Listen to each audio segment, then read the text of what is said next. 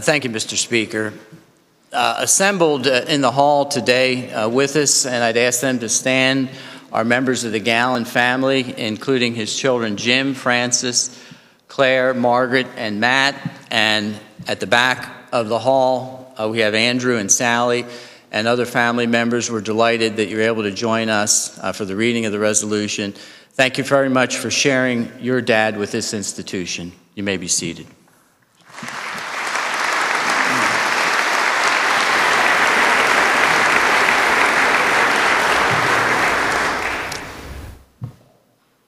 I drove by Jim Gallen's house this morning on the way to the Capitol on Hendel Street, and a flood of memories entered my mind and my heart of a friend, of a neighbor.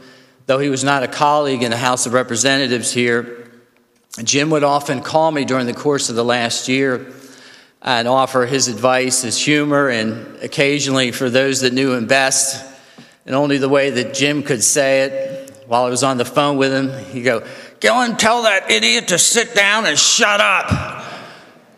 And to that I retorted, "Which one?" Jim would often say to me, so there's no confusion here this morning, Jim Gallen would say to Mark Gillen, "I got an occasional phone call following the passing of your dad, thinking that I had lost my own dad, and I'm glad that they called because part of me died that day." Jim was a neighbor. He was a friend of the entire family. He was a friend of the community. Jim would say to me, "Gillen, don't ever forget this. Your name is one letter short of perfection." I don't think there'll ever be another Jim Gallen. My good friend, the Speaker, was here and overlaid part of Jim's service to this institution in the Commonwealth of Pennsylvania. He would sing on the floor of the House of Representatives. He would offer his own special brand of humor and statesmanship, and he loved this institution. But I hope this is true in my life and our lives. His first love was not this institution. It was very high on his list, and admirably so. But his first love was back home in Berks County. Sarah, Snooky, his wife who could not be with us today, his first loves were family. And some are going to be remembered in this institution for the content of bills, perhaps. Others will be remembered for the content of their character and what they left the institution. And then there are a few, and Jim Gallen is one of those people. He's going to be remembered for all those things. A love of community, a love of family, had 8 children and 15 grandchildren. Late last evening, I called Ray Case. Ray and his wife recently celebrated their 60th wedding anniversary, and I was at their home not many months ago. And Ray began to unwind some stories, and one of them caught my attention. Ray Case, his family had 8 children, and Jim Gallen had 8 children.